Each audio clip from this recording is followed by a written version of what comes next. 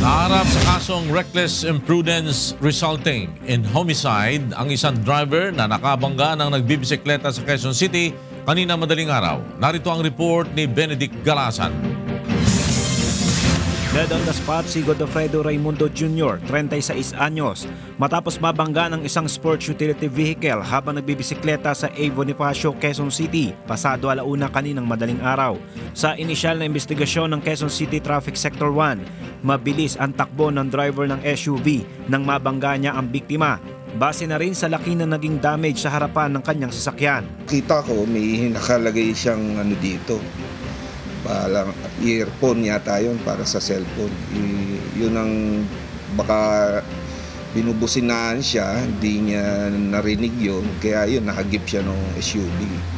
Isa yun sa mga naging cause ng aksidente niya siguro. Agad namang sumuko ang nakabanggang driver na kinilalang si Leonardo Caluwag, 54 anyos, at tumanggi na magbigay ng anumang pahayag kaugnay sa pangyayari.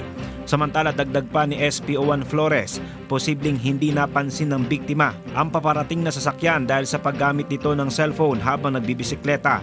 Kaya ang payo niya sa mga nagbibisikleta: huwag dapat nating gamitin yun lalo na ganun madilim at di tayo mapapansin.